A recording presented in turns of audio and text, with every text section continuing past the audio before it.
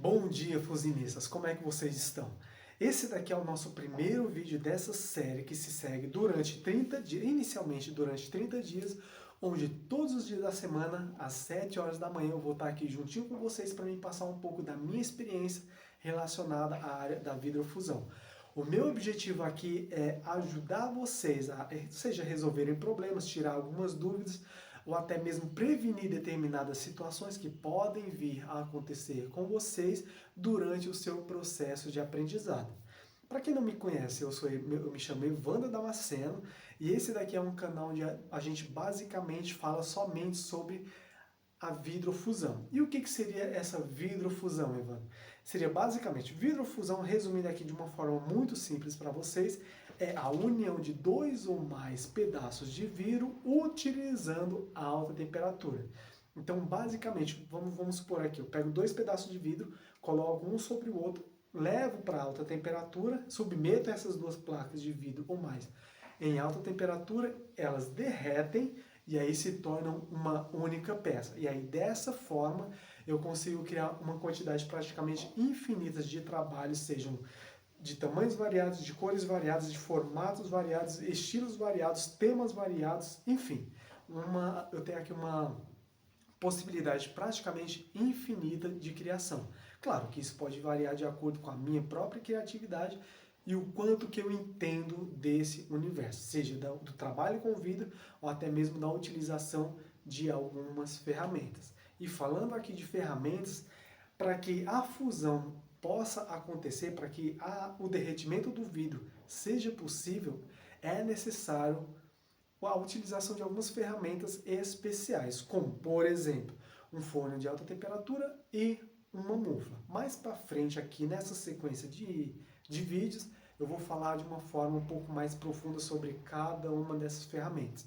Tanto as possibilidades de criação de peças utilizando forno de alta temperatura, quanto a possibilidade de criação de peças utilizando a mufla. Não se preocupe. Por enquanto, nesse vídeo aqui de hoje, nesse nosso primeiro vídeo aqui dessa série, eu não vou falar aqui sobre oportunidades, porque isso já tem muito no canal. Pelo contrário, eu quero falar aqui sobre frustrações. Parece um pouco estranho assim para o primeiro vídeo, mas eu acredito que vocês vão entender um pouco mais para o final. Quero falar sobre algumas frustrações que eu tive durante o meu processo de crescimento dentro da área da vidrofusão. É assim, dois deles estão relacionados à criação de peças, em específico algumas peças que eu me frustrei após a criação delas, e não é uma frustração, eu não gostei da peça, a peça ficou feia. Não, vocês vão entender.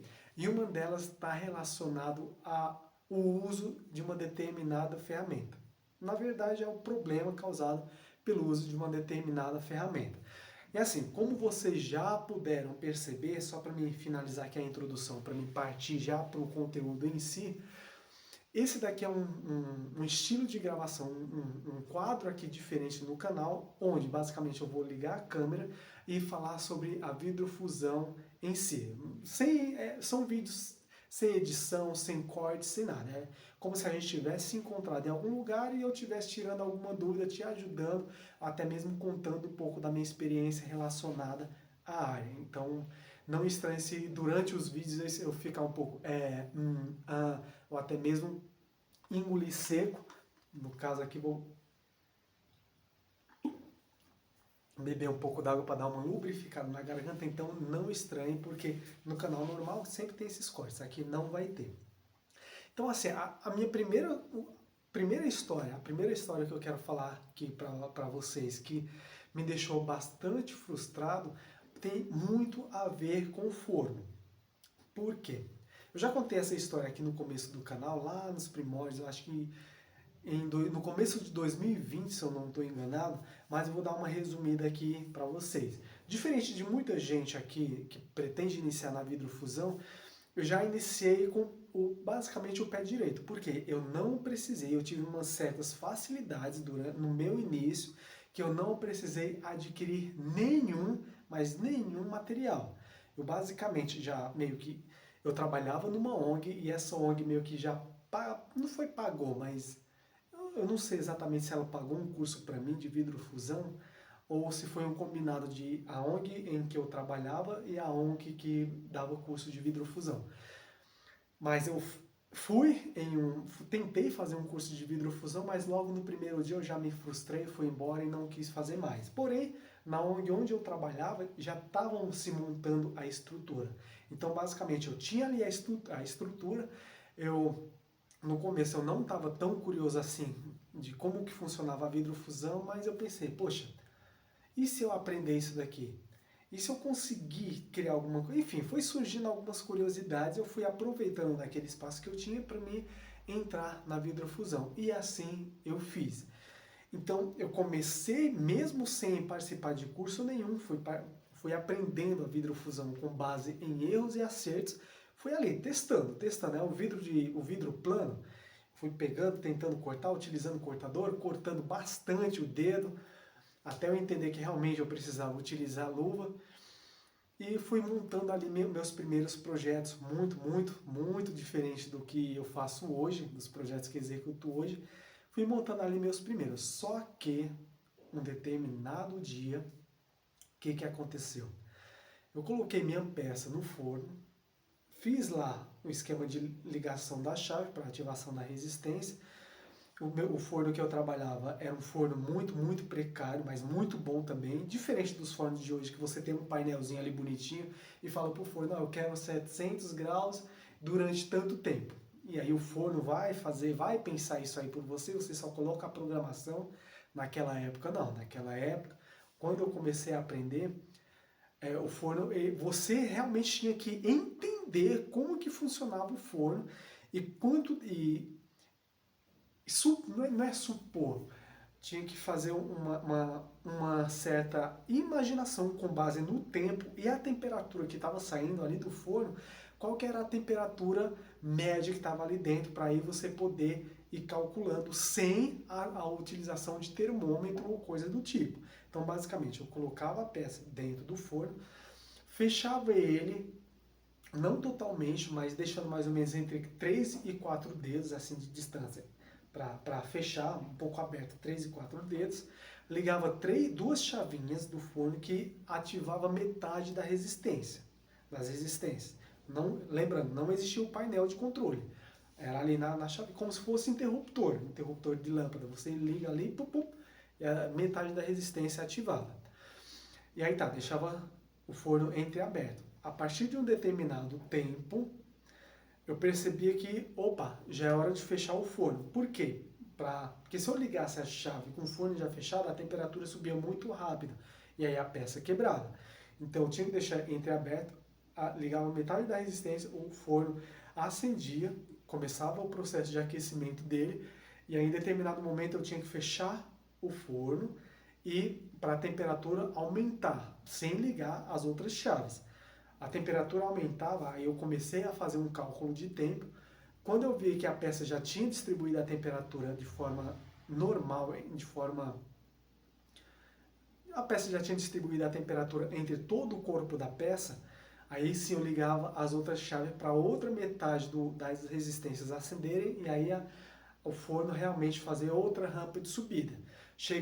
Só que assim, o forno ele ia subindo a temperatura e eu tinha que ficar observando inicialmente a peça até que ela se fundisse totalmente para mim poder desligar o forno e aí fazer a retirada da peça após o resfriamento.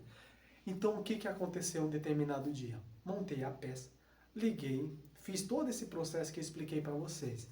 Só que em determinado tempo eu fui lá dar uma observada no forno, eu fiz lá as duas primeiras etapas que eu expliquei para vocês, deixei o forno entreaberto, liguei, estava aceso, fechei, fiz a segunda etapa, liguei a terceira chave e tá.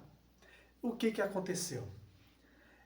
Talvez, eu não lembro aqui exatamente qual foi o erro, né, que eu cometi na época, mas pensando aqui agora, como eu fiz uma peça muito grande, ocupando basicamente o espaço interno, a área de trabalho do forno inteira, e o forno era daqueles que tinha resistência nas laterais, eu já expliquei a vantagem e desvantagem desse forno, as resistências eram nas laterais, a temperatura provavelmente subiu rápido demais, o vidro ele não aguentou essa subida de temperatura muito rápida e a peça quebrou dentro do forno.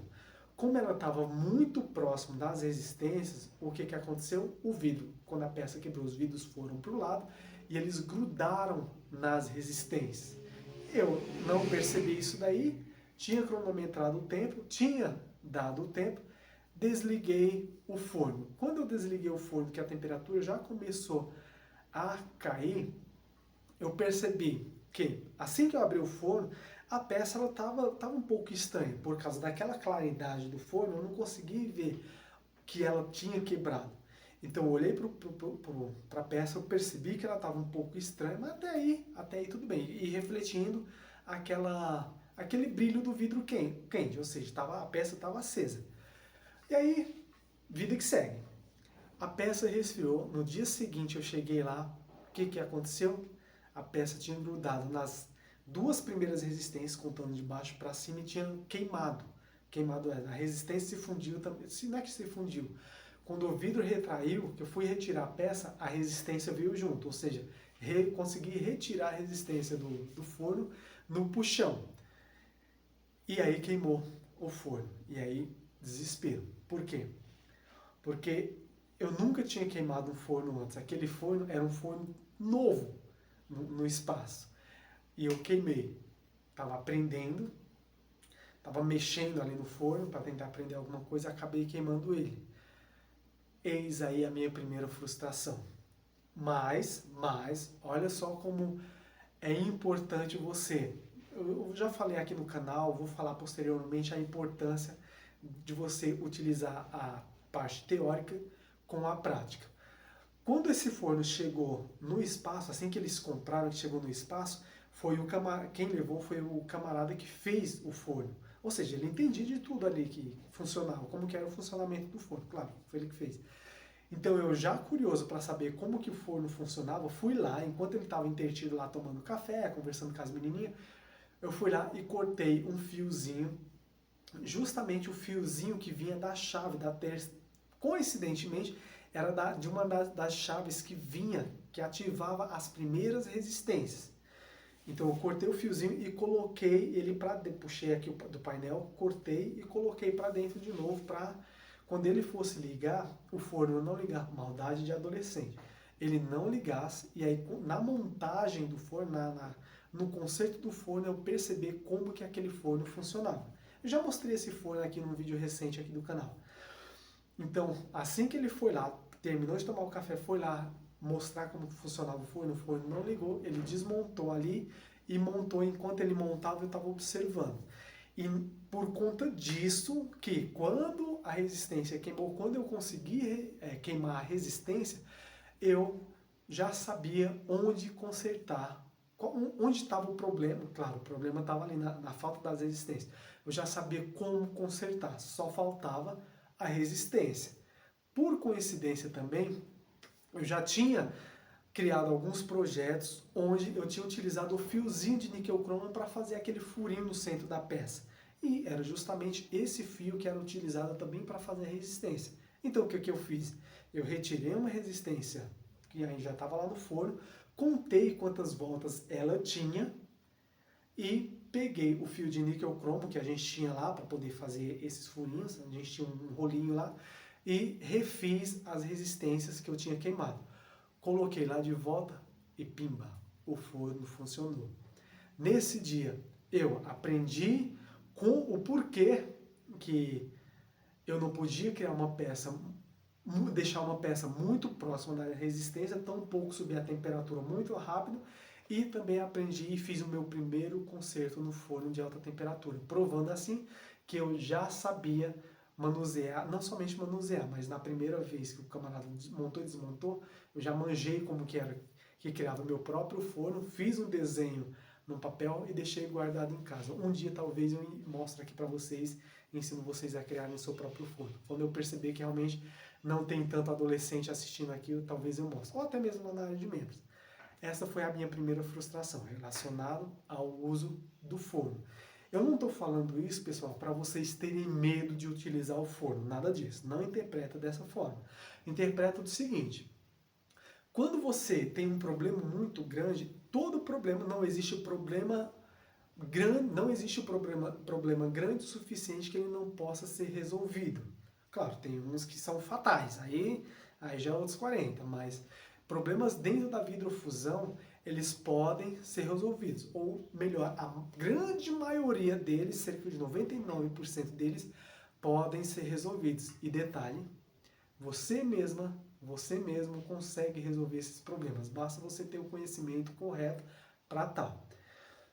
A segunda frustração, que na minha opinião foi grande também, não tão grande quanto a última que eu vou contar, foi a respeito de alguns troféus que eu tinha. Troféus? Troféis. Acho que são troféus. Acho que são troféus. Alguns troféus que eu tinha criado para um evento que ia acontecer lá em São Paulo, onde eu morava antes. Hoje em dia eu moro aqui em Limeira. Então o que aconteceu? Eu recebi uma encomenda de alguns troféus. Essa encomenda era para ser feita em vidro plano, vidro float. Ou seja, era para cortar ali, montar algumas peças individuais, partes do troféu, melhor dizendo, e montar o troféu com base em colagem. Então, basicamente, eu tinha aqui a base, do troféu, aí tinha aqui duas colunas, aí nessas duas colunas eu tinha aqui uma partezinha aqui em cima que descia meio que na transversal, onde era colocado o adesivo. Tá? Basicamente era a base, duas colunas e aqui em cima. Todas elas eram coladas. E caso você vá produzir um troféu dessa forma, a melhor cola para se colar esse tipo de material, vidro no vidro, pelo menos na minha opinião, é uma cola chamada, é uma cola UV da L'Occitane. Se eu não me engano é a 3240 ou é a 22, sei que tem 32, eu não vou lembrar aqui a especificação. Ela é uma colinha preta, ela é meio salgada, mas eu tenho certeza que se você colar vidro no vidro, vidro no metal utilizando essa cola, tenho certeza que você não vai se arrepender do resultado. Da L'Occitane, cola UV L'Occitane. É só colocar aqui, aí no Google, cola UV L'Occitane, que você vai achar ela. L-O-X-E-A-L. Então eu colei, e essa cola, como é uma cola UV, ela seca com a luz do sol, não com o calor, mas com a luz do sol. Caso você esteja utilizando ela à noite, ela vai demorar bastante para secar. Agora, se você estiver utilizando ela à noite e utilizar uma lâmpada UV para fazer a secagem dela, aí ela seca rapidinho. Mas também assim, secou, você não consegue mais mover o vidro, a não ser que você quebre. Eu já fiz esse teste. Assim que eu coloquei, eu tentei mover o vidro, ele só saiu dali quebrado, porque onde a cola estava não saiu. Então o que eu fiz? Montei os troféus, eu não lembro se era 20 ou 30, não era uma grande quantidade não, mas era uma quantidade que para mim na época era considerável. Colei e deixei no sol para secar. Isso eu trabalhava ainda na ONG, eu era professor de artes nessa ONG, e parte do meu trabalho também envolvia o trabalho com vídeo. Então, em parte, eu estava lá dando aula em sala para os adolescentes, e em outra parte eu estava lá no ateliê, lá na parte de cima, trabalhando com vídeo. Então, assim, nesse dia eu montei e eu pedi para alguém cuidar desses vídeos. Eu falei, ó, quando chegar no final da tarde, retira os troféus, porque meu horário já deu, eu tenho que resolver algumas coisas ali de pessoais, e você retira os troféus, os troféus da pessoa, retiro. Tá, fui para casa tranquilo. Chegando em casa, pouco tempo depois que eu cheguei em casa, começou a chover. Então aí caiu aquela chuvona, tudo. E tá, até aí tudo bem, tranquilo. Só que quando eu cheguei no outro dia, adivinha, os troféus tinham ficado na chuva. Então assim, a chuva, ela, se você não é de São Paulo, era uma chuva de verão. Se você não é de São Paulo, você provavelmente não vai se identificar muito. Mas em São Paulo, quando a chuva é de verão e a chuva cai após um grande período sem chuva, muitas vezes não. Ela geralmente cai com muita poluição, sujando muita coisa. Então ela vem, cai, a primeira remessa com muita poluição, suja tudo, e aí nos próximos dias, se continuar chovendo, aí vem limpando, aí limpa. Então, assim, era uma chuva dessas que suja. Quando eu cheguei lá, tava todos os troféus sujos, principalmente na parte ali da cola. E adivinha, o evento era no mesmo dia. Não dava mais para criar outros troféus, não dava mais tempo. Porque os fornos que eu tinha 3 fornos, todos no mesmo mecanismo que eu citei anteriormente, você coisar ali, a chavinha, tudo. Ou seja, eu tinha que ficar ali na frente do forno, não tinha como programar e pedir para... E mesmo que desse, não ia dar tempo. Então, teve que mandar os troféus meio que suja. Assim, a gente deu uma limpadinha ali na hora, mas mesmo assim, todos eles estavam visivelmente sujos. Ou seja, uma grande frustração. E eu não lembro agora, mas provavelmente essa empresa aí que pediu troféus da gente nunca mais fez nenhum outro pedido para a gente, justamente por conta desse primeiro problema que a gente já no início, apresentando o nosso trabalho, a gente levou para a empresa. E pessoal, a terceira frustração aqui, eu vou falar um pouco mais sobre ela em outros vídeos aqui mais para frente, diz respeito a um trabalho que eu fiz sob encomenda. O que aconteceu? Pouco depois dos troféus, a gente começou, né? Eu comecei a voltar o trabalho para o uso da garrafa de vidro. Então a gente começou a fazer estudos na garrafa e tal, vendo as possibilidades. Até então eu não via tanta possibilidade assim. Eu falo a gente porque era eu e mais uma galera que trabalhava no espaço do vidro. Eu era o gerente criativo da pequena empresa que estava surgindo ali. Então, assim, a gente estava estudando as formas e o nosso nome começou a se propagar para além do bairro que a gente morava. Na época, eu morava em Ermelino, Matarazzo, zona leste da capital paulista. E caiu nos ouvidos de uma moça que ela vendia peças fora do país. Então, ela chegou até a gente e falou: Evandro, ó, eu tô com uma ideia de fazer umas peças, uma cortina. Eu tô com uma ideia de fazer uma cortina. Ela falou depois que era uma cortina, mas inicialmente eram umas peças coloridas. Tô com uma ideia de fazer umas peças coloridas para me montar alguma coisa semelhante ao mosaico. Tá bom. Ó, as cores são essas aqui. Beleza. Ó, o tamanho se eu não me engano, era 2x2. Falei, tá bom. Aí eu comecei a produzir as peças. Depois que ela falou que não tinha mudado de ideia e queria fazer algo semelhante a uma cortina. Se eu tinha uma ideia clara de como que era possível fazer. Eu falei, não, tem. A gente faz um furinho ali no meio, cria algumas colunas e aí no final, se a gente colocar uma arte, a arte for bem bacana, a gente tem uma cortina com uma arte embutida nela. Ela falou, perfeito. Então eu quero uma arte que simboliza bastante o Brasil. Alguma coisa que simboliza o Brasil. Falei, tá bom, aqui tá um tucano. E aí, né, eu expliquei o porquê do tucano, enfim. A arte foi aprovada. Começa a produção desse tucano. Então, assim, produzi, fiz lá o tucano bonitinho, montei a cortina com mais de 1000 pecinhas, lá, se eu não me engano, foi 1200 peças de vidro, onde montava-se um tucano em mosaico, só que era uma cortina. E ela balançava e tudo. Então a pessoa pagou, até aí tudo bem, nossa, para aquela época, a quantidade de dinheiro que eu recebi por essa cortina, para mim, que era um adolescente, estava de ótimo tamanho, se comparado ao salário que eu recebia na época.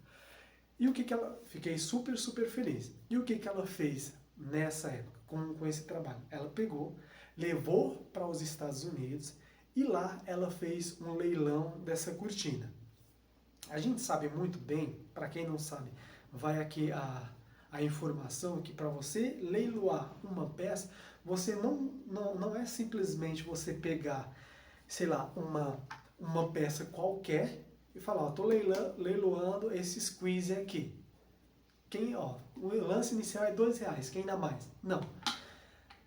Em um leilão você tem que explicar o que é a peça, quando é arte, assim, o que é a peça, quem fez, onde fez, por que fez, e aí tem todo uma descrição daquela arte ali para que isso gere o desejo no comprador. E assim foi feito. E a peça, pessoal, pessoas lindas do meu coração, foi vendida por $125 mil. Pessoal, $125 mil, segundo a própria pessoa que adquiriu aquelas pecinhas de mim. Meu, eu sei, né? E aqui vai um aviso. Uma coisa é a gente fazer uma peça, sei lá, utilitária, simples, pegando somente o vidro plano, moldando ele no molde e criando um prato e pôr para venda. Outra coisa é você adicionar arte, uma inspiração, uma referência, alguma arte, alguma coisa que agregue valor àquele material, aquele produto que você criou.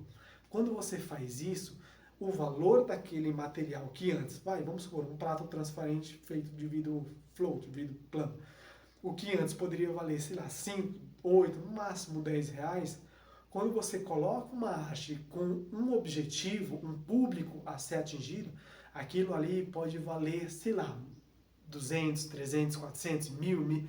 A arte não tem preço. E foi exatamente isso que eu aprendi naquela época. Porque eu, na minha humildade, criando as pecinhas, eu fiquei todo feliz quando ela depositou o dinheiro na minha conta. Só que essa felicidade foi por água abaixo, tá certo, né? São dois mundos diferentes. É o mundo de quem entende de mercado, na época era o mundo de quem entendia de mercado, e o mundo de quem era peão. Só que eu fiquei bastante frustrado porque eu pensei, poxa, eu vendi a cortina somente por aquele valor? Enfim. E essas, pessoal, foi as 3 grandes frustrações que eu tive. A primeira foi quando eu queimei o forno a primeira vez, que por sorte consegui arrumar.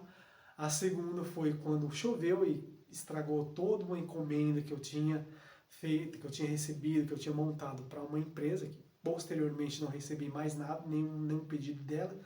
E a terceira foi essa daqui, da cortina, que alguém que entendia já de mercado veio até mim, que não entendia, fez uma encomenda, pagou, comparado aos 125 mil dólares, pagou um troquinho ali de pinga para mim, criar uma arte para ela, e ela lucrou bastante em cima. Moral da história, eu aprendi que, de fato, eu aprendi na pele que a arte, para quem não entende de arte, não tem valor nenhum. Agora, a arte, para quem realmente entende de arte, não somente tem valor, mas ela consegue adaptar aquilo que foi criado, por mais simples que seja, para um público específico, um público que realmente vai pagar por aquilo. E bom, pessoal, esse foi o vídeo de hoje. Caso vocês tenham ideias para os próximos vídeos, é só deixar aqui no campo dos comentários que com certeza eu farei um videozinho para vocês em cima desse tema que vocês trouxerem para mim.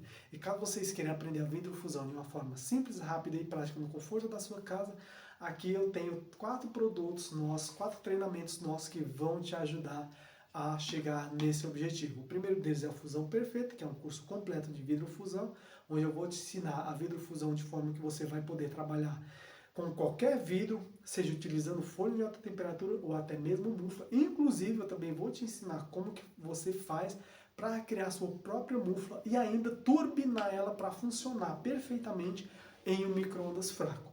O outro é o manual completo da mufla, que eu ensino somente como que você utiliza a sua mufla. A utilização é criação de tempos, fazendo a manutenção, e nele você vai aprender também quais são os materiais utilizados para a produção da mufla. O outro treinamento é o Bijuteria de Valor, que é um curso focado em ensinar você a criação de bijuterias dentro da área da vidrofusão, utilizando o seu próprio micro-ondas e uma mufla em um espaço interno de 2 metros quadrados. E o quarto e último, por enquanto, é o Vidrofusão Arte no Micro-ondas, que é um livro digital focado em te ensinar tudo sobre a vidrofusão utilizando a mufla. O link deles vão estar aqui na descrição.